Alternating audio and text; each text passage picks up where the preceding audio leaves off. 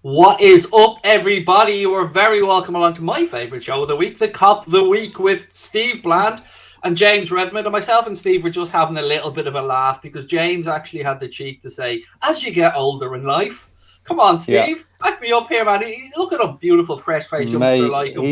He's got, I mean, I am over double your age, James. Have I got a lot in tune for me, Steve?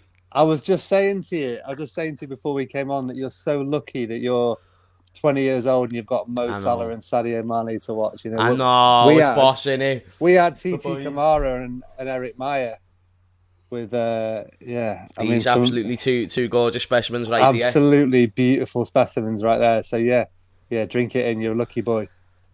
I know, yeah. I was saying to you as well that like when I was growing up, the only thing that I cared about was being better than Everton because they're my neighbours. So that's all that really matters. And as long as you could go into school, just being happy knowing that like they never beat you in the derby, or you're above them in the table, or if you've got like the arguments, how many of your players would get into our team? It'd only be usually like one or two. Like they had a shout for Seamus Coleman at one point. They throw in Leighton Baines, but it is what it is. Otherwise, it was just a lovely time. But you're right, I am very lucky to see the football that has been put on display. I've spoke to like 70-year-olds in this, and they say that this is the best football that they've ever seen. So, goes to show, doesn't it? You obviously never seen me playing Dublin District Schoolboy League, then clearly, if that's the case. Only if you know, you know. That's what I'm saying. On the derby, actually, really quickly, I think Paul Tierney has been confirmed as the referee for the derby. The only other game I think he's refereed for us this season is the 2-2 draw with City, if my memory is correct from the article. But look, gents, loads to get through, and I actually mean a shit ton because we have to laugh at United. We've got to talk about that. We've got to talk about the links. We've got to look ahead to the Porto game. So let's get straight to it. But as always, we've got to look after ourselves. Christmas is coming, festive season. James, you were out on a date the other night, mate. You were out on the pull, and when you're out on the pull, you want to get a bit lucky. You want things to happen, but don't be making a show of us out there, James. You're out in the world now. You need to be a metrosexual. We need you out there groomed to it and into your life. And there's only one company, James. There's only one company that can look after these needs. And look, all the ladies out there should be Manscaped. It's Manscaped, Steve. But wait there, Craig. It's not the season of jingle bells. It's the season of jingle balls. It certainly is. If you want Santa's beard in your pants, then my friends, this Friday, why did you find store-wide 25% off. Store-wide, Manscaped. You're joking. They're spoiling you. You can still use our discount code, James. What is our discount code, James? Our discount code is WFM20, motherfuckers. What does that mean again? It means we're fucking massive. That's yes! What it means. I just wanted to hear you say it. WFM20, 20% off and free shipping, and as I said, 25% right across store-wide. This, look at that, 45% off if you use our code on top of the already 25% off. They're basically giving the stuff away. Giving it away. Joke. So look after yourselves. If you're not going to jump on that, then what are you going to jump on? I need to get on that. Steve, you're not an opportunist. If you don't jump on that, you're not an opportunist. I'd be a loony not to. That's like not signing Robbo for $8 million. That's like not sacking Ole Gunnar Solskjaer. Absolutely idiocy. I heard, that he wasn't using Manscaped and the players were worried about the friction, and that's why he got the boot. But he's got plenty of time now for grooming, hasn't he? He's certainly. Did you see his interview though? Bless, honestly, did you see his interview? Did you feel sorry for him? I did. I have to say I did. I didn't. And do you want me to tell you why? I love it. I fucking love it. You snidey little shit. I love it. I am a bad knobhead. I hate to use this word, but I am a cunt. Oh my goodness, I am a cunt. I thought it was hilarious. It was just 10 minutes of absolutely beauty for me to see one of the United legends falling. It's brilliant. And the fact that he started crying at the end, it's not even his fault. And the fact that I find it funny, I think that's rather sadistic. Don't care. Think it's hilarious. The state that he's put into that club. I feel like he's more of a legend for us and neutral fans than what he is for Manchester United fans now. Yeah. But it was cute. It was adorable, wasn't it? You know what I mean? I think I work in PR. I do a lot of work in PR and this sort of thing. I thought it was just horrific to spend, a good part of your 10-minute interview, wherever it was, just saying how. Oh, hold on. Oh dear. My dog just got up and knocked everything. Dad's Oh, always yes, coming into well this shit played, and fucking dog. shit up. To spend like 10 minutes, I spend like a good portion of this interview saying what a lovely time you had and how you've And how made lots of lovely good friends. he done. How you've made lots of lovely friends. And It's all like been, he's after being on and it's all bullseye, been- Steve. We've had a great day. We've had a great day. and it's all been great. I just, you know what, I think a lot of my if I was a United fan, a lot of the focus obviously been on Ollie, and the more I've watched it, you know, we all know that he wasn't good enough. Anybody who knows anything about football has known that from about 6 minutes into his managerial stint, right? He had a couple of lucky results because there's a few good players there, but like the stitch up of having a board above him who hasn't got a clue. There isn't one person on that board who makes decisions at that football club and knows what they're doing. So above him, he's got no one who knows what they're doing. Below him, working for him, he's got a load of players who don't want to run, who don't want to put the work in. And honestly, their messages on social media today have been embarrassing. Because you know what will happen now? They'll turn up next week against Chelsea and they'll probably beat them. Like that's what happens when a club gets rid of a manager that the players aren't playing for. And they put out these awful messages like, "Oh, mate, you know, he's my best friend. You know, I can't believe Ronaldo's message. Like, he was friend. He was my teammate, you know, years ago, and he's my coach, and I love him, and all this kind of. Well, why didn't you actually, you know, put a shift in for him, try and save his job? Because they've stitched him up, and then on top of that, it was their fault. On It top was of their that, fault, Steve. On top of that, he's just not good enough. Like your coaching, you know, coaching was non-existent. The players, I mean, what David De Gea said was just hilarious, wasn't it? Let's be honest. Did you see Bruno, though, Steve, after the last game, going over and moaning at the fans, you know, because they were like, have a go at us, not the manager. It was like, yeah, you're right, Steve. They didn't put a shift in. And that's what often gets swept under the rug with these things. I seen something on Sky earlier on, gents, that absolutely made me fall off my chair. So Paul Merson, you know, the magic man, has said that the signing of Cristiano Ronaldo is what derailed Ole Gunnar Solskjaer's vision for Manchester United. Now, I understand what he's trying to say, but at the same time, the signing of Cristiano Ronaldo was like the return of the Messiah from a commercial aspect. You could see that. And look, everybody was saying that, oh, we're going to win the league now. We're going to do that because Ronaldo's back. I understand what he was trying to say. I understand where he was coming from, but I don't ever feel that Solskjaer really had a vision. And did anybody see the apparent tactics board that was supposed to be in his office? That spoke, you know, just full of platitudes, like vibes, basically. There's no actual tactics. It was a joke. You might as well have just put, make sure you use your preferred foot. You know what I mean? Stuff like that. That's what he might as well have said, because that's what it was. It was, Steve, I can't remember the exact things that was written on the board, or like, you know, that allegedly was written on the board, but what was said, it wouldn't surprise me based on a lot of his interviews, the way he talks about, like, he even admitted it himself, he doesn't do tactics. If, you know, he's a coach in football who doesn't do tactics. He's just someone who's there to motivate the players. Even, like, the change that they're making, either Michael Carrick or Fletcher. What happens if let's say Carrick comes in and does well? Are we going to have a scenario where we see Rio Ferdinand on BT again, banging the table and saying, you know, Michael's at the wheel again? Yeah, but they've already said they're trying to find an interim manager until the end of the season, aren't they? You know, this is why I think we've got many more laughs to come with Manchester United, because I think because they're not going to be, they're not stable. There's nothing sustainable, and that's the thing. Do you know, this is Man United fans' fault, and a lot of people aren't going to like me for saying this, but you were the ones who said Ollie in and was saying all this after he won the first 10 games or whatever, which is fair enough, based on the very little experience in football that he has, getting relegated with Cardiff and stuff. But then you go at the owners when they're doing the Super League and whatnot, and then it goes because they sign Ronaldo and stuff like that. Ronaldo, even though it's a bit mad to say this, but fuck it, I'm here to say mad things, but I believe it though as well, is that Manchester United signing Ronaldo wasn't what they needed. Does it help? Yeah. You know, get your commercial stuff, and after losing the Europa League final, it's fine, but it's not what you needed. You know, Ronaldo doesn't make them significantly better. He can get them out of situations. But if you look at their all-round play, even look what it's taken away from Bruno. My man hasn't registered a shot in the Premier League in over 2 months.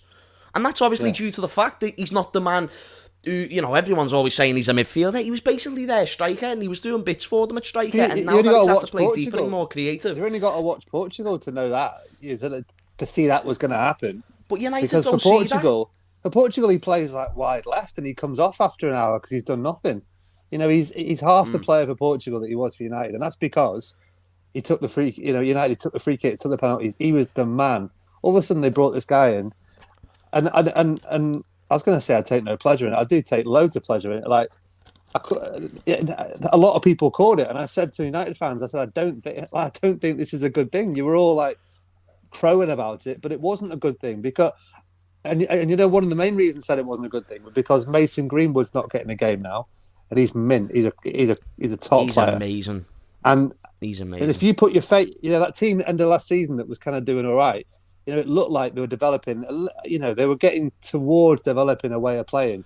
They had all these like young forwards buzzing around. You know, Greenwood one side, Rashford the other side. You know what should we do? Well, add Jadon Sancho to that. Fantastic. He plays one side, Rashford plays the other side. Bruno plays in behind Mason Greenwood. Absolutely brilliant. They're all full of energy, full of running. You know, they'll work. They're quality players too. And all of a sudden, you bring this guy in who just, you know, when you defend and you play with 10 men, don't you, with Ronaldo? You know, the last 5 years of Ronaldo, and it's just, you know, it's been one of the factors. But then, you know, the flip side, we talked about this after the Liverpool game. He, you know, actually the coaching required behind the press. Everyone loves the press. But actually, you need to coach it. You need to know who's going, what the triggers are. You know, how many people go. There's a great piece on Match of the Day about our press actually against Arsenal. I don't know if you got to see it. It was very good. Yeah. And it was spot on. Actually, on that, can I get both your takes before we move on to the future? On the little spat between Lego Head and Klopp, because Blue and white shite. Blue and white shite. Hello. I don't get it. Like, you're doing relatively well. Your team's in the game. You know, dare we say it, you know, almost even at that point in the game. Maybe Liverpool's starting to get the edge a little bit. And what does he do? He goes and winds up Klopp. And he goes and winds... Well, look, Klopp took the bait, and he took the bait knowing what he was doing as well, I should say. I have no doubt that Jurgen Klopp was more than happy to rile up the Anfield crowd, but I just don't get it. It just had shades of Frank Lampard trying to give it the big one as well. And it's just stupidity for me. So I want to get both your takes on what was a nothing incident. A lot of people, you know, sort of they see Klopp as like the nice guy in the media, and then I don't know, they see him in games where he's doing nothing but defending his team. Every decision that he really genuinely feels that should go for Liverpool, he's going to stick up for it, and he's going to show that with emotion. People don't like that. They take it personally, and then they get rattled. And Jurgen Klopp, he's a rattle merchant, and that's what I love about our manager. The amount of coaches that, you know, you saw it at Let's Go a few weeks ago where the manager didn't want to shake his hands. Sean Dyche last season, even, you know, like now with Arteta and stuff like that, Frank Lampard, as you've just mentioned, he only cares about his players. He doesn't care about friendships, relationships with other managers. He doesn't care about relationships in the media. He puts his team first, which is why, you know, which is all the more reason why he's the perfect fit for us. That was setting himself up for disaster, because once you get Anfield behind the team, and there's a thing that, you know, the Arsenal fans were singing, where's your famous atmosphere, which is sound, you know what I mean, banter, and then we obviously come back with, where's your European Cups, which is boss, but don't get us rattled to the point where we're going to overtake, and we're going to be really up for it. And from that point, that's exactly what we was. And then we scored, 3 minutes later? After that incident, and then the game was just Liverpool's, and this is why we're undefeated at Anfield with fans, because of the fans, and I think it genuinely made a difference, and that was the turning point. Yeah, definitely. I if I was an Arsenal fan, I'd quite like it as well, to be honest, though, because they're always, you know, wanting a bit of passion, aren't they? And Arteta's normally this like nice, cool, calm kind of guy, and actually seeing that passion, I'd quite like that if I was an Arsenal fan, that he didn't mind picking a fight with this 6'4", you know, god of a German. But then from our point, if it was an MMA fight, then Jurgen Klopp roundhouses his ass, no question, big time. But then from our point of view, have you seen is it Rocky 4 or Rocky 5 with Apollo Creed and Ivan Drago's fighting him, and they're just jabbing and jabbing. Oh and jabbing. yeah. And then Creed catches him, and then the corner, one of the coaches, the trainers, shouts at Drago, and all of a sudden he just unleashes, like he's been riled by being punched. And it kind of felt like that. I loved that. Like, I loved the arrogance of like, how dare you, like rile me up? Like, how dare you, like, get in my face like that? Right, lads, go on. The bench as well, Steve, was very telling. The bench were ready to start throwing hands. I loved it. I just loved it. It was almost like, Klopp's like, right, lads, you seen this? Like, go and destroy them. Like, just take them to the cleaners.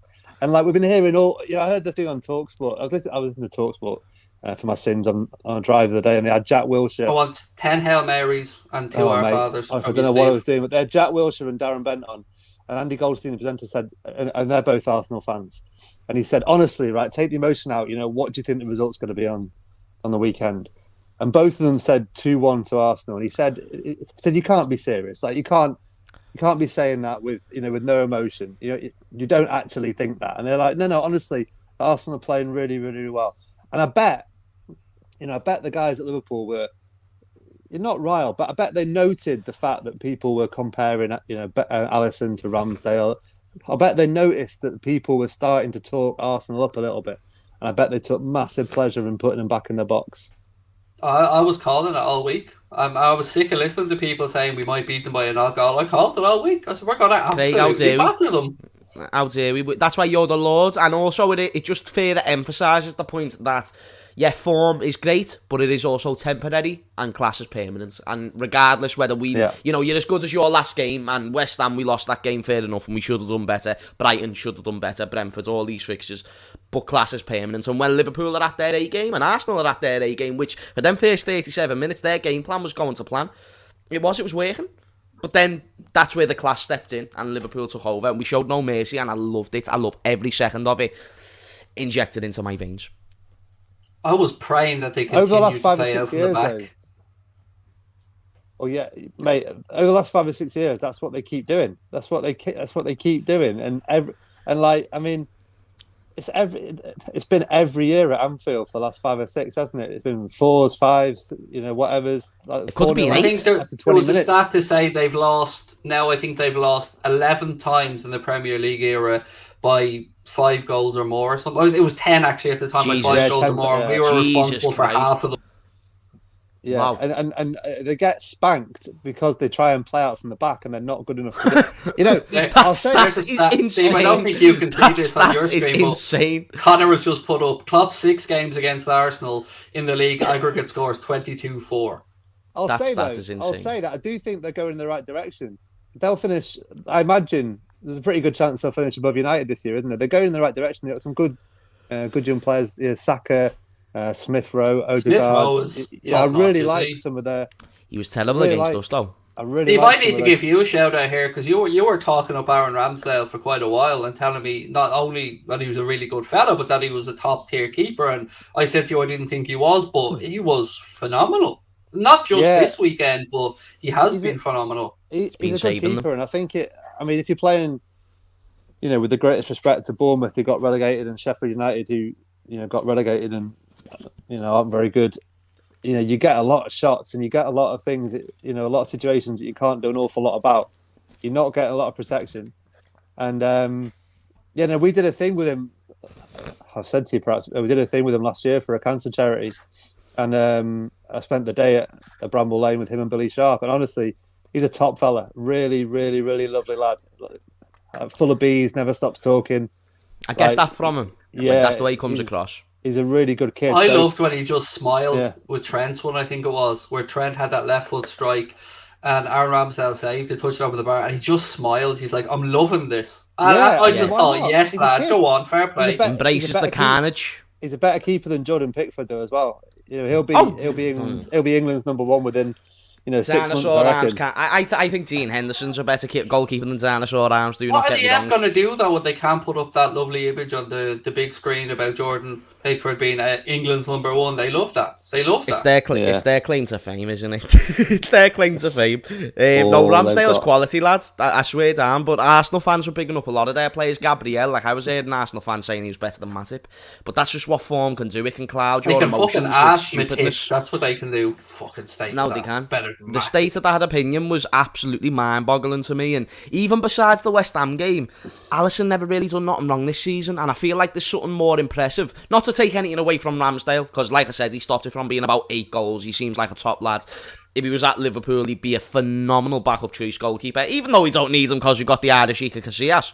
But Alisson this season, I feel like there's something more to where you have to make 2 world-class saves a game and you're not always focusing. Whereas Adam Ramsdale, he's always got to be on his toes. He's got to be ready. He knew going to Anfield he was going to probably receive a lot of chances going his way, no matter how compact they've been. I feel like there's something more impressive about Alisson's performance where he makes 2 top saves. Yeah. And that comes from just sort of the lack of intensity from Arsenal, but only the lack of intensity because we dominated the ball. Great weekend, though, eh? Great weekend in general. Like, Steve, who would have thought that the how crap Everton are and how crap United are? Who would have thought Burnley Palace was going to be a thriller? Yeah, that had 0-0 bore written all over it in years gone by. I mean, loads of goals, but then, it doesn't happen very often that Everton and United both lose heavily and we win heavily. That doesn't happen very often. And he took into that, a couple of other results in different sports and things as well. What a weekend for sport. It was magic all round. I want to push on to some other stories, but beforehand I want to give a little shout out to one of our chat, because I did a stream earlier on today and I said I really love the new Nike football for the Premier League, but I am in my shite paying €149.99 for it. So I said, anybody out there who knows someone that works in Nike or can help me out, feel free, here's our email address. And this is why I love our audience so much. One of the lads said to me, Craig, this is going to sound a little bit weird, but here's a discount code. My friend works at Nike. You'll be able to get it for 1/3 of the price. And he said, the code is Craig is sexy. It's an inside joke. Ha, ha, ha. But here's a link. So I looked at the link and I thought, yeah, Nike don't really have YouTube links. So I looked at it going, what's this? And I clicked on it, and wasn't it Rick Astley? And I won't lie, I listened to the whole song because I loved it. I love it. I love that level of shithousery. So Connor, if you're watching, well played, my man. Well played. Who doesn't love a Rick roll? That's beautiful. Banter. Mason Mount, gentlemen. Mason Mount. Apparently not feeling the love at Chelsea, according to a friendly source, shall we say, of his. And perhaps looking for a move away, and Liverpool had been mentioned as a club. And look, in theory, possibly find a place for Mason Mount in the team. But in practice, Steve, it's about as true as me showing up looking like Carlos Puyol next week. You missed a very important detail from your description of the story. Where did it appear? Which newspaper did it appear? The Daily Star. For me, it appeared from Connor, so I don't know. It appeared in the Daily Star, so I think we can put probably put that. Like, look, he's a really good player, and if I ever saw Mason Mount, I would apologise because I didn't rate him, and I said, when he was first coming in the side, when Chelsea had the transfer ban, it looked like he was just sort of making up the numbers a little bit. I wasn't sure that he was going to be good enough, but I think he's a top player. I think he's a really, really, really top player. Would he fit in at Liverpool? Absolutely, he would, 100%. Works hard, good on the ball, got a goal in him. But is there any truth in it? Absolutely zero. I cannot for 1 second even start to summon up any excitement for this one. Yeah, it's a load of pants. So look, before we get stuck into it and I get James's opinion, I have a little bit of an announcement to make. I do like making announcements. I feel Lord should be making announcements. But with the January transfer window ahead of us, we've been talking behind the scenes and happy to announce that we are going to be starting a working relationship going forward with our friends at LFC Transfer Room. So they're going to be giving us some inside scoops. They're going to be giving us the latest stories. We're going to be bringing some of their guys across to tell us what's going on in the world of transfers. We're going to be having some articles up on their site, and we're going to be using a transfer meter to rate the transfers moving forward. So always looking to bring people in the Anfield agenda community better content, and LFC Transfer Room have been doing amazing work over the last few years. So really, really happy, James, to be ticking along with the guys and doing a little bit with them moving forward. Very nice, and we can get the inside scoops, yeah. And hopefully, the thing is about LFC Transfer Room as well is that the fact they're probably not that busy. Like, you know what I mean? Like, I'm sure they are very busy folks, but just with the lack of business that we do, it's just it's crazy. No, you know what? That's great for the channel, and a little bit of credit to you, Craig. You've been making a lot of good moves that the people have seemed to be enjoying. So good decision making from a good businessman. Do you know what? I'm starting to give myself a little bit of credit. I might not be as thick as I think. So what I mean? I'm starting to look at the picture here and make some moves. About time. Yeah, getting you two gentlemen involved in the channel has been move numero uno. So yeah, it's been brilliant. Oh, look at him. He's a charmer, isn't he? He's adorable, isn't he, Steve? He's adorable, isn't he? I love this. On the transfer meter thing, what's going to be like your scale? Is it like a 1 to 10, or how will it be rated? Yeah, well, we'll probably make it a little bit more comical than that, to be fair. We'll probably, widen it up a little bit, but we'll have a bullshit meter as well, I think, maybe. And we'll have the famous LFC Transfer Room journalistic tier as well. We'll have to see who it comes from and what tier we can put them in, because I do love that from the guys at LFC Transfer Room. And look, we already have a conduit in Chris Stonage, who, of course, has a foot in both camps and has helped facilitate these talks. So, yes, thank you to Chris as well. But look, gents, moving on a little bit. There's one today that caught my eye with regards to transfers, and I don't need a second excuse to look at anything regarding this. But apparently, Calcio Mercado are talking about Liverpool being interested in signing Christian Pulisic from Chelsea. Now, I don't know why all of a sudden we're being linked with every Chelsea player under the sun, but for me, James, I would have loved Pulisic before he went to Chelsea. Like, the reason I say before he went is because we're not going to sign him now, clearly, because his price will go up and they won't sell to a rival. But I do love Christian Pulisic, and he would have been a great fit. I think stylistically it would have been a great fit. I think in hindsight we would have realised it probably would have been quite detrimental to us, though, with the fact he does get quite a few injuries, and there was no guarantee he'd get into our team either if he can't get into the Chelsea side. He's a kid still, isn't he? He's a baby still. Oh yeah, he's a kid, and he can become much better, but I just think his injury record and just it's very nerve-wracking to do stuff like that, you know what I mean? To bring in players with them type of backgrounds, no matter how good they are. It's like even Ousmane Dembele, great player, but he's just not someone who'd be the right fit for Liverpool based on how reliable he would be. That's all it is. Otherwise, on his ability alone, Craig, I'm in the same boat as you. I think he's a top-class player. But like you said, Chelsea, do you know what, though? I probably wouldn't put it... If we really wanted to get Pulisic and we were willing to spend the money on Pulisic, I wouldn't put it past us to be able to get that deal done, because I think, you know, the link that he has with Jurgen Klopp, his agent, I think his agent would be all over that. You know, I think he'd be thinking, you know what? I think, we'll try and just give you a chance. We'll try and push this move, opposed to making your rot at Chelsea, where you're not guaranteed chances at Liverpool, where, you know, the tide is kind of turning for our wingers. They're getting on the other side of that hill, even though they're both the top goal scorers in the league right now. It's still, you know, there's a road there at Chelsea. There's no guarantee for that, especially with their system. They're very systematic and don't rely heavily on wingers. They look at their fullbacks as wingers now. If you see how they play, that's how their fullbacks play. So it makes sense if he'd leave, and if he wanted to stay in the Premier League, then Liverpool could be a shout. On this one, Steve, for me, when Christian Pulisic was at Borussia Dortmund and he was being linked to Liverpool, and I know I was banging that drum, I could never understand why. And look, I feel dirty bringing this up, but marketability.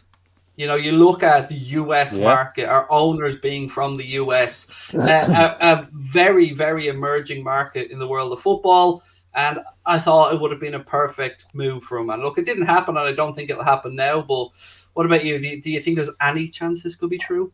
No. No. Let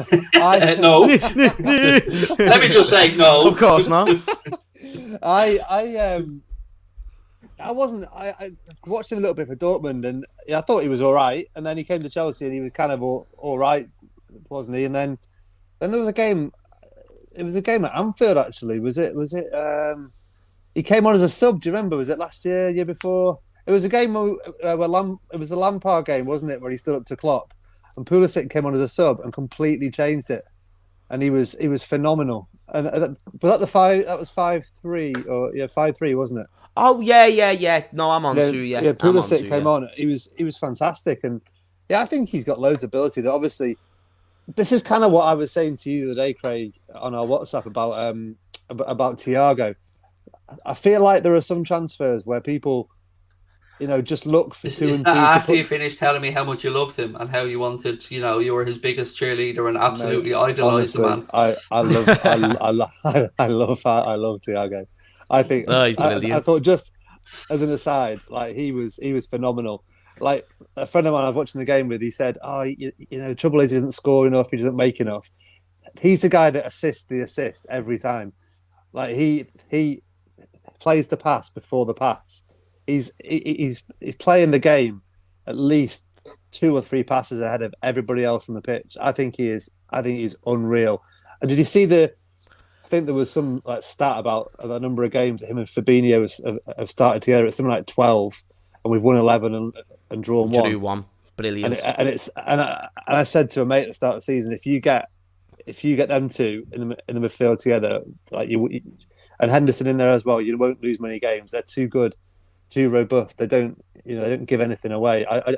I just think he's phenomenal. I know he's not glitzy and glamorous, but anyway, yeah, that's what I was saying to you about Thiago, the Barcelona links. That I feel like people are scouring Europe for ex-Barca players who know Xavi personally, who perhaps aren't playing as much as they'd like, and they're making a rumor out of it because, why wouldn't you? That kind of makes sense. Dani Alves, that's what he's done with Dani Alves, isn't it? So, and I feel maybe that's what's happening in Pulisic. They're looking. Could he leave Chelsea? His agent might be thinking, he isn't playing that much. Let's get him out. Where makes sense? Klopp gave him his debut when he was 12 or something. That kind of makes sense. So, yeah, but in England, our clubs don't sell to each other, do they? They just don't. No. In Italy, big clubs transfer players all the time. In England, it just doesn't happen. So, Chelsea would want, what do they pay for him? Like 50 million quid. They want that and some, wouldn't they? 50, 60, 70 million quid for him. And no, not for me. On the Thiago thing,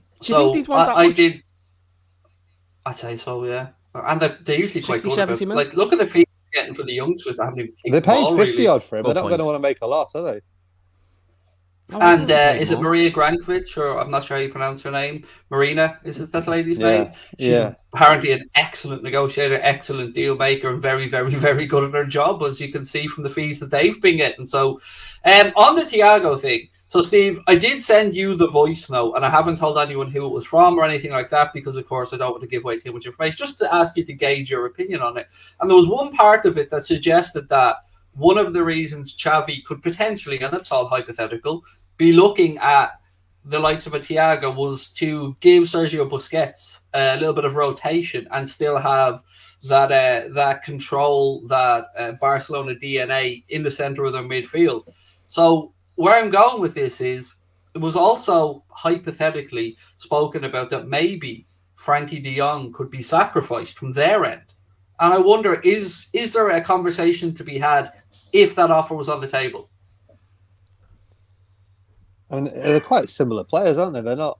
Yeah, I mean, they're not massively dissimilar. As they are now, if you take age and everything out of it, I'd take Thiago every day of the week.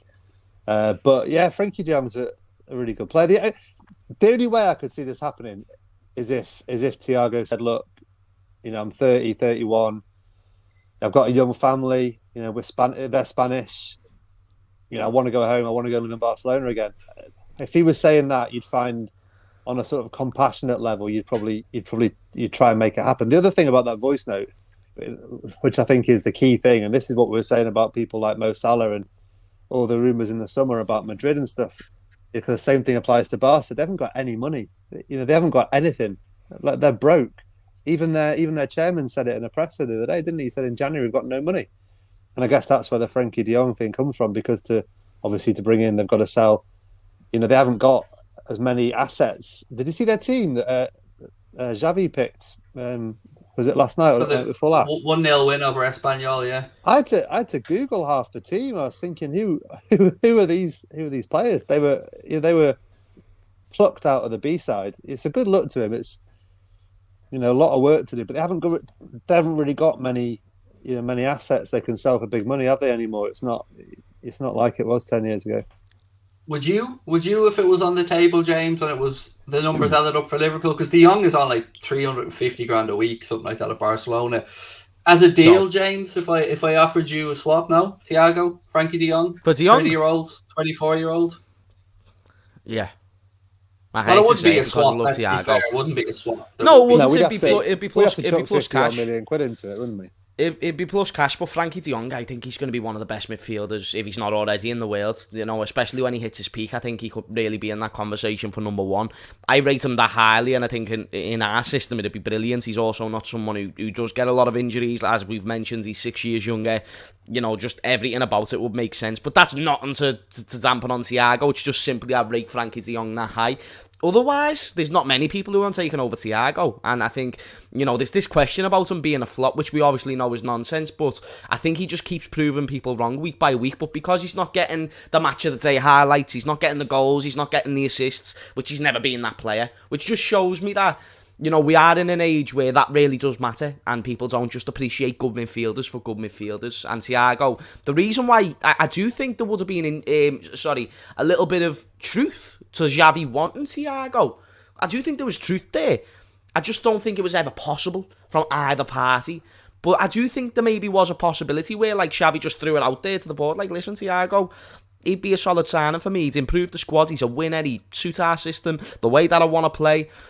But we see it now in the Premier League. He's bossed it twice against Arsenal. I think at the end of last season, he was our best player. With Trent in the last 10 games, I think this season, except when he played against West Ham, I thought he was very solid in all the games that he's played. Leeds stands out. Arsenal, the one just gone, stands out. I think if you give him a run of games, you only all the more dramatically improve your chance of going ahead and winning a league title. And Thiago does that for me.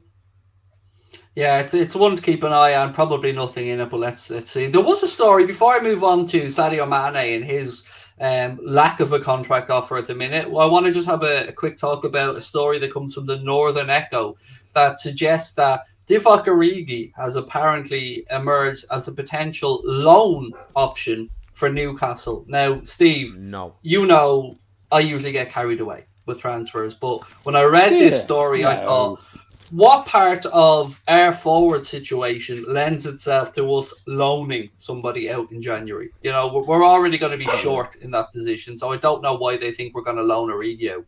I just need to let my dog out. I'll hand that one to James. I'll take over for now, Steve. You do your damn thing. I'm pretty sure I'm going to say what Steve is going to echo. What's happened. He'll come back and we'll have talked this into existence, and he'll be like, 100%.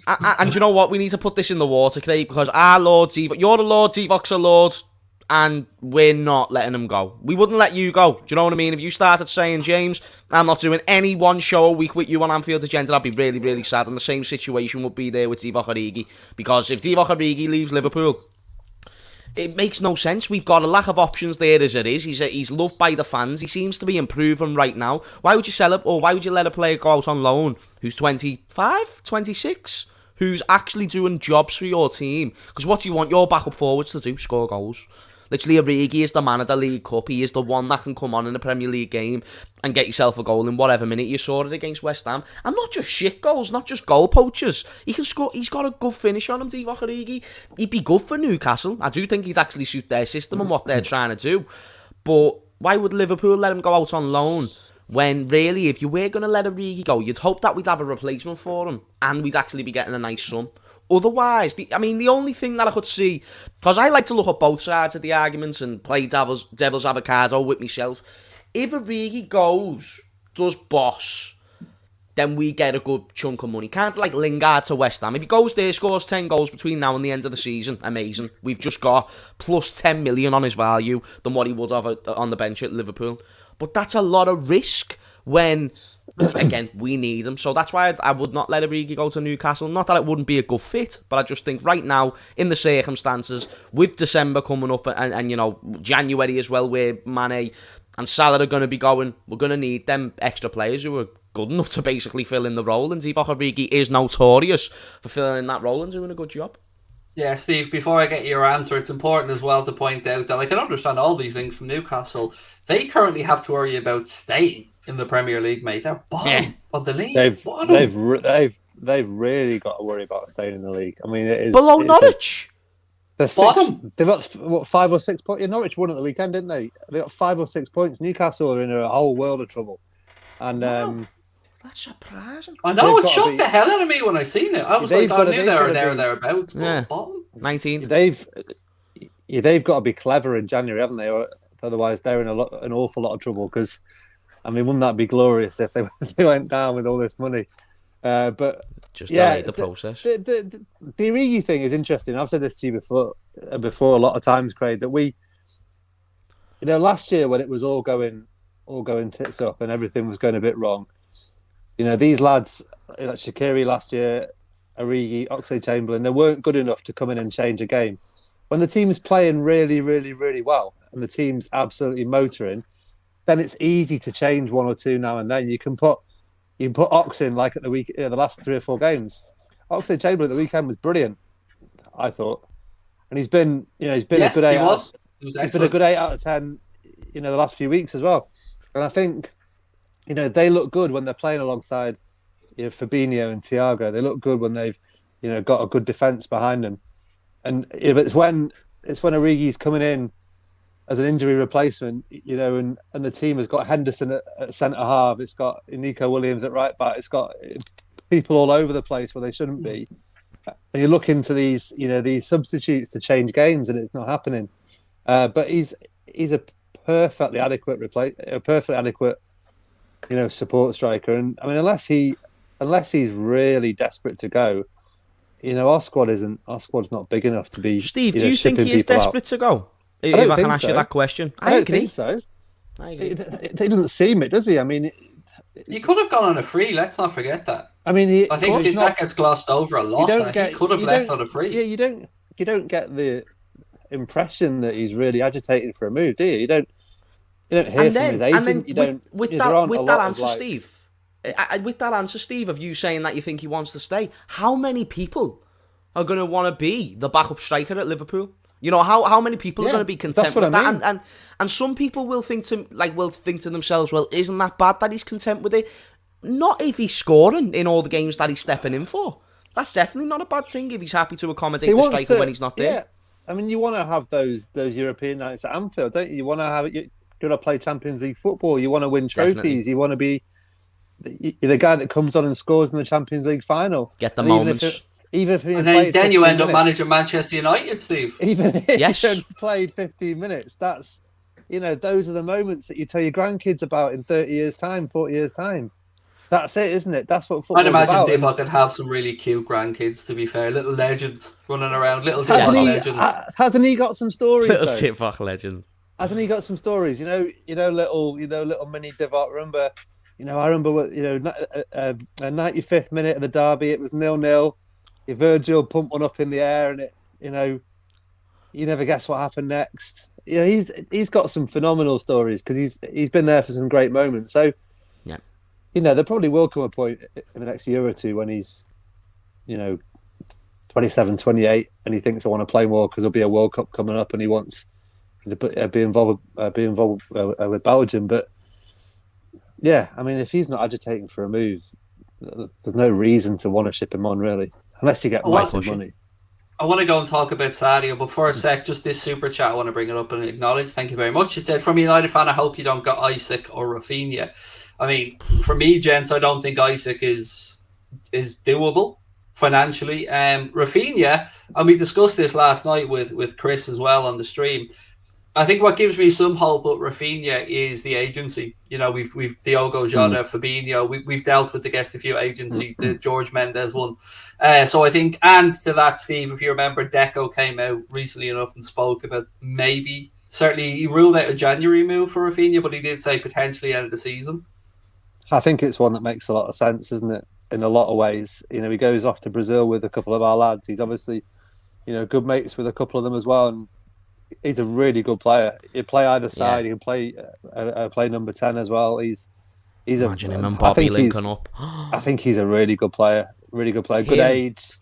Him, like him. Fabinho, Thiago, and Bobby pulling strings. Don't piss me off. Don't piss me off. Rafinha's the one. Get Rafinha at the club. He's the spice that we need. What an option he'd be as well. Is he your Jude Bellingham, is he? Is he your Jude Bellingham? No, because you love Jude Bellingham. So Jude like to say that, Jude Bellingham's our Jude Bellingham. Yeah, he's our Jude Bellingham. He's our player before he's even joined us and You'll be happy to know, Steve, I've got some type of sense with this one. I've pushed it back a year, so I'm now telling myself, all right, Craig, you might get Jude Bellingham in 18 months. I've allowed myself one more year of heartbreak. There we go. That's fine. Do you know what I mean? And that's good, because that means you're not going to be disappointed when we probably don't sign him in the summer, with all due respect. Rafinha, though. And do you want me to tell you another reason why I'd like Rafinha before we move on? Because he's a different type of player. He's different. And that's what I want. I want difference, baby. I want options. I want to make sure that whoever we're playing... As well. I love a left footer. Oh, who doesn't love a left footer? Someone who's going to cut inside, score a worldie, dribble past players, get all the match of the day highlights. Boss. And that's what we need, because I say it about Tsimikas and Robertson, who are slightly different players, even though they're both good going forwards and whatnot. Tsimikas, when you're facing a low block, he's a good option. Robbo, when you need to get someone on the counter-attack or, beat them to the high press, Robbo's perfect for that game. They don't have to start every week, either one of them. You can rotate. And it's like Jota and Firmino. Rotate them, because Firmino would be great for certain games. Jota would be great for the ones like Arsenal, where he just flicks on the ball, gets a goal. He's scored in every game that he's played against Arsenal so far, Diogo Jota. And then if you get Rafinha, he's a completely different player to Salah. He's not pace and power. Who, don't get me wrong, I'm not trying to say Salah is just that, but that's what he relies on most. And same with Sadio Mane, two very physical wingers. But Rafinha is someone where if you are playing a team that are just sitting back and you need to unlock them with a world-class goal, Rafinha can go ahead and do that. So I think we should jump on that, because it'd be more affordable and more realistic. Because, you mentioned it before, big clubs don't sell to big clubs. So it's about time we start acting like Manchester City in this bitch and going ahead and taking these little teams as big as players. Because they do it every single summer. They take Riyad Mahrez, they take friggin' Jack Grealish from Aston Villa. It's about time we start diving into that market, utilising the Brazilian connection and links that we have within the squad, including Thiago, by the way, and make a very, very sexy Brazilian team. I like it. Look, gents, there's a story from Neil Jones of Goal. Finally we get around to real journalists. Neil Jones said, Sadio Mane, 29 years old, about to enter the final 18 months of his current deal. He'd like to remain on Merseyside, but he would also like the recognition for his years of stellar service and a salary befitting one of the world's top players. And I don't think, Steve, in any way, shape or form, that Sadio's wants, needs, desires there are unreasonable. I think he should be. Absolutely not. No, he's every bit as integral as anybody else in that team. The way he's playing, it looks like he's got a bit of fire, doesn't he? At the moment, he looks like he's pumped up at the moment. He's back. And you can see Klopp backing him like he did when Arteta wanted the yellow, and speaking like he did at Atletico as well. You can see Klopp loves him. Yeah, he's got a lovely edge, hasn't he, Sadio Mane, when he's on it? Like a really nasty. Like there was one. Who was it on? In the when he got booked in the Arsenal game, a bit of an unnecessary 2-footer off the side of the pitch, which I don't really know where that came from. But he's got a bit of an edge against, obviously, Atletico. He was going to get sent off, wasn't he, if he hadn't got hooked? No, I'm firmly with him, and he must. He's that kind of competitive animal that he must be looking at all the headlines around Mo Salah, all the praise he's getting, all the fans saying, give him his new contract, give him this, give him 500 grand a year, give him whatever. The players know that sort of stuff. They talk about that sort of stuff. And if you're the right sort of personality, which I think he is, that's the kind of stuff that gets your juices going, isn't it? It fires you right up, and it seems like he's on one at the moment. So yeah, 18 months on his deal, you're not going to want him to go for free, are you? Absolutely not. And look, there's a couple of things, James, I want to bring up here. Is one, I would put Sadio Mane in the can play past his technical prime as well. I would absolutely put him in that category of a player is absolutely physically perfect. And that assist for Mohamed Salah, I loved it. I love everything about that goal. Obviously, Jota's header, but just again, he knew his mate wanted a goal and laid it on a play from it. It was beautiful. I mean, there's this notion that Salah and Mane hate each other and whatnot, you know, behind the scenes. They've got the most combined goals out of any Liverpool pairing with 20 since Robbie Fowler and McManaman. Allow me just to repeat that second combination that I just said to you. Robbie Fowler and McManaman. Like a phenomenal partnership when they were in their peak. I'm not being funny or not. And Sadio Mane, he's not a selfish player. He's, you know, he is what Connor is to Anfield's agenda. He is the silent assassin, and he does a madness, but he does it with a smile on his face.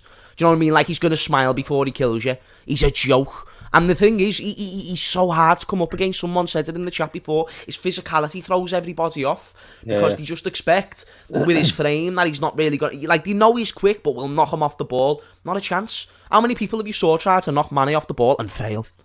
How many people have you saw try doing it? It happens on a week-to-week basis. Mane to Liverpool is exactly what you need. You know, Mane, before he joined, was looked at as, you know, kind of like what Adama Traore is looked at now. He's elevated to a whole nother player. And I understand, yes, there might be a slight bit of truth that if we do give him a new contract, he might not be as good by the end of that than what he is now.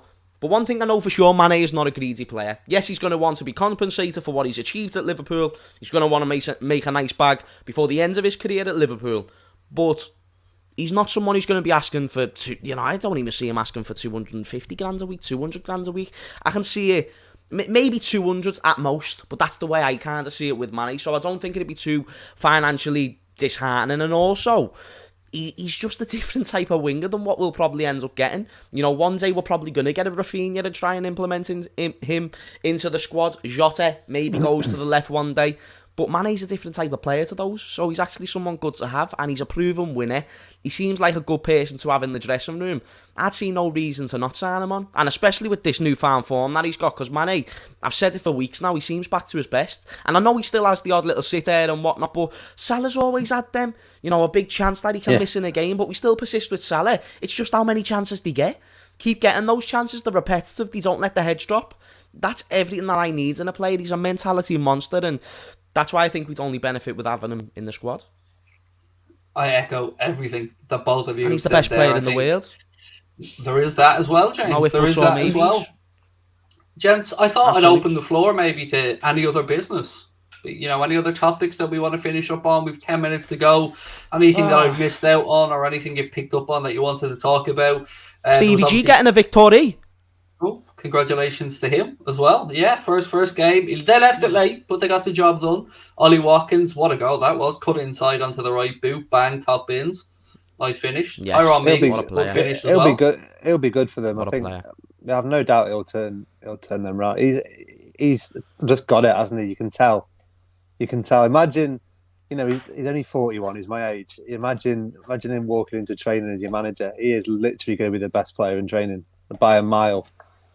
I mean, that's just if you're a player though, that's gonna raise your levels so high, isn't it? You're gonna, you know, you hear about Peter Crouch has said it a load of time when in the first training session in Liverpool, he was desperate to impress Cara, and I mean, are we going to talk about that? No, we're just going to say how much better I am, because the truth is I'm the best in the business at what I do. I mean, miles better looking. He was desperate to impress Cara and Stevie Gerrard, you know, with his first touch, and that was the first thing he wanted to do in training. I imagine Villa. Imagine you're John McGinn. You're John McGinn. You see him. You see Gary Mack. Oh, you'd be in love with that, wouldn't you? Yeah. Imagine that, Stevie G. Yeah, exactly. So I mean, don't see Mark having a lordship, peasant. I'm a lord, and I'm still here riff-raffing with the great unwashed. Do you know what I mean? Craig, that's the type of guy you are boss. Craig, you are boss, and we're here to tell you that you are boss. So don't you worry about it, my mate. When we get comments like that, we'll make sure to shut them down very, very quick. Shout out to Mark Goldbridge, though. Does great work. He does great work. Anyway, channels as well. Very busy at the minute, as you would imagine. With, you're with better, a lot of stuff going on. You're better. Anyway, so what am I saying about Gerrard? Gerrard, so I watched a bit of the game and I thought, you know what? I was very impressed with what I saw, because Aston Villa, they were kind of like leading Brighton into a false sense of security. Like, yeah, come at us. You know what I mean? Try your thing, try and pass it round us, this, that and the other. They never got many big chances. I never really saw Brighton. I think they had one big chance in the whole game. They had 6 shots in total, but none of them were really too testing. Martinez made some good saves, don't get me wrong. But overall... Still can't believe Arsenal sold him, by the way. Joke. And that's the thing, he's got a good bunch of players, and we're a good bunch of players with his philosophy, because that's the one thing Gerrard brings to a club, unlike Lampard or Ole Gunnar Solskjaer. He brings more than just a bit of passion. He's actually got tactics there. He's got the right people behind him who know how to work it. I just think to myself, he'll be perfect for that club. And I can see, someone said it in the chat, I can see him getting top 10 with Aston Villa. The way he let Brighton play their football and then the final moments go, right, go for it. It worked perfectly, and that's why they got the 3 points. And what a start. Win, clean sheet, at home. The fans are going to eat it all up. You know, The players seem to be a little bit more rejuvenated in the squad. You can kind of see it on the face. Tyrone Mings looked absolutely buzzing. It just seems like a new chapter for that football club, and one that they need, because, you know, there's all these links with like Ten Hag to Manchester United, but that wouldn't make sense to me, because Ten Hag, you know, he's at a club right now where it's very youth based and they bring in a lot of youth players. If you go to Man United, you're going to be having to play Ronaldo, Bruno week in, week out. Steven Gerrard, on the other hand, at you know, a very similar stage in terms, like Ten Hag's done it on the biggest stage, don't get me wrong, but I mean, he's a manager that has proven so far to this point with the Liverpool Youth Academy, Rangers, that he elevates players and he makes them better, and it looks like that he's going to have a very similar impact at Aston Villa, just because he's Steven Gerrard. You will run them extra 5 minutes at the end of the game because he's Steven Gerrard, and that's boss. So who is... Listen, to bring this round full circle, you touched on it with Ten Hag. I actually think Ten Hag would be a really good appointment for United. But you said no to Ten Hag. Where's your money in this United managerial business? Like I've said all along, the name that would worry me is the name that has been linked, and that's Mauricio Pochettino. And our friends in the LFC transfer room as well said that this could actually have legs, the Pochettino thing. Well, he's keen. He's keen for sure. I've this super chat to get to as well before we finish up, so have a little think about that. We'll get back to it.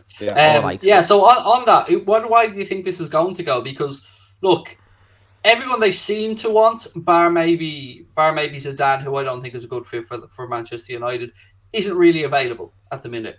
Pochettino at PSG, but you can understand why Gary Neville and some other people are saying that he could probably be lured away from there, because you don't win the Champions League, no matter what else you do, you could very well get the boot very quickly at PSG, whereas he knows if he came to United, he'd probably be given the 3 years he'd need minimum to turn things around. So there's the argument, though, and I know James is going to make this argument back to me, is that he's won fuck all, really. Definitely. But it's not even just that, though. Like, I think...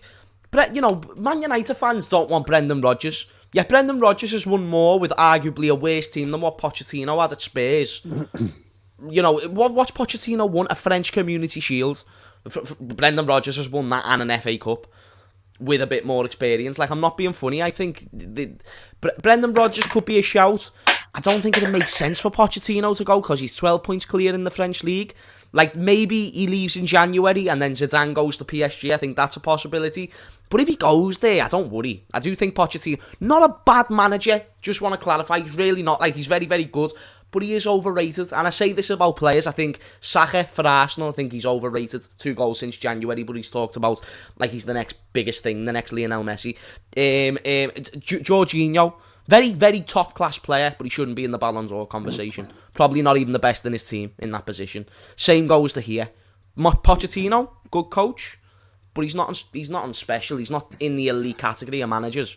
And I think Zidane's better than Pochettino. I think there's a reason why he's three chances back. Hang on, Steve. On that little triangle, it's absolutely conceivable that Zidane goes into PSG if Pochettino leaves, tries to convince Kylian Mbappe to stay, because Mbappe's often spoke about his admiration of wanting to play under Zinedine Zidane, and then Mauricio Pochettino to Manchester United. Yeah, Pochettino is the one probably makes a bit of sense. Cy Stone from the BBC was on 5 Live earlier saying that he knows of people inside Old Trafford that really like him. He knows that he, has fancied it in the past. It's just, the interim thing is interesting. It's as if they know they have an idea who they want, but they know he's not available now. And so, that's why they're thinking of interim.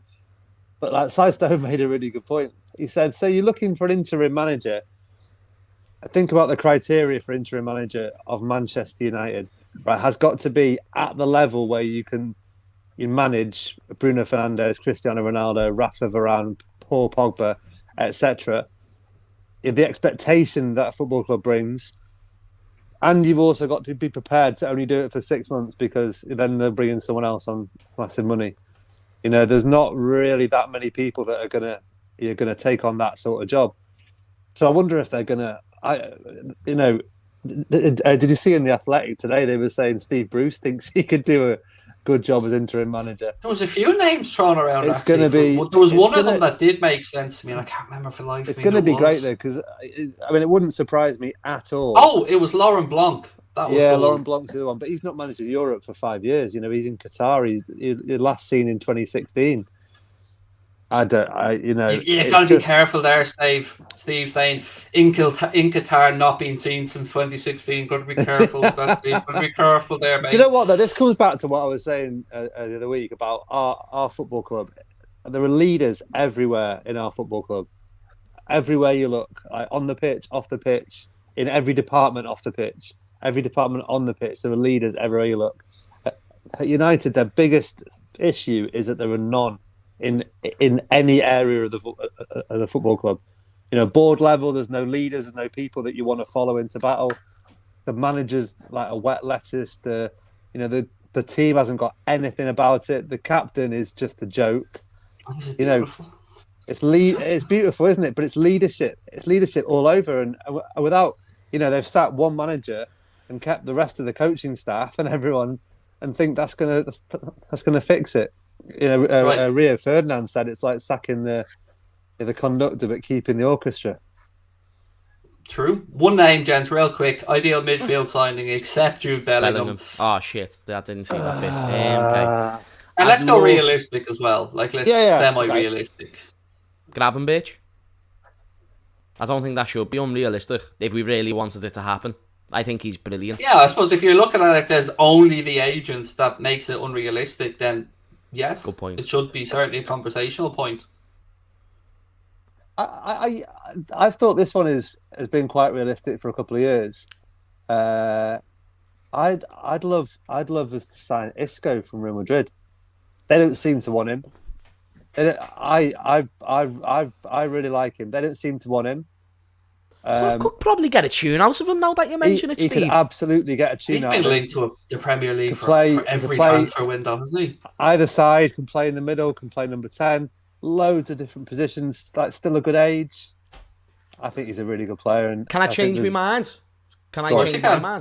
Nkunku from Leipzig, he is brilliant. I've watched quite a bit of Leipzig this season just because of him, and it's because he really does excite me as a player. He's a well-balanced midfielder, he's creative, he's energy, and also he doesn't have a bad injury record, so all that and more. I think he could be like a slightly better version than what Naby Keita was supposed to be, and he'd be a great option for the midfield. Good age as well.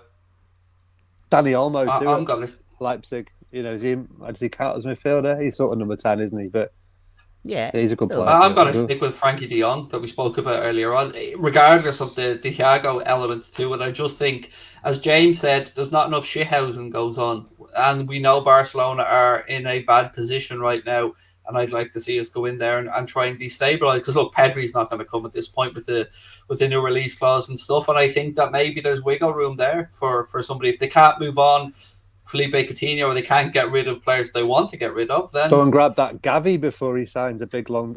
He's not signed a big contract, has he yet? He looks ridiculous. By the way, he is an unbelievable footballer. Excellent talent coming through there, which is the saving grace, I suppose, for Xavi. And that, look, gents, it's been a ball. It's been lots of fun. We started off taking a piss out of United. We ended up finishing taking a piss out of United. It's nice to come full circle, isn't it? Nice to come full circle. I love the way at the start we were almost not mocking James, but we were having a little pop at James for how cruel he was to poor old Ollie. And at the end of it, we're all going, yeah, fuck them, just screw them, let them all just melt down. And let them burn. It's like we've got a hose, the building's burning, and we're not turning on the hose. We're just leaving it. I'm like filling up my 5 swimming more pool, minutes. James. I'm filling up 5 the little more blow-up minutes. pool with the hose. That's all I'm doing. We'll let it burn for 5 more minutes, and then we might take them out of the misery. Good stuff. Look, ladies and gentlemen, We thank will. you for tuning in. Thank you to Mr. Steve Bland. Thank you to Mr. James Redmond. Thank you to our sponsors, manscaped.com. Don't forget, 25% off store-wide this Friday, and you can get an additional 20% free shipping with our discount code WFM20. Gentlemen, same time, same place next week. I look forward to it. Thank you. We're fucking massive. Yes, we are.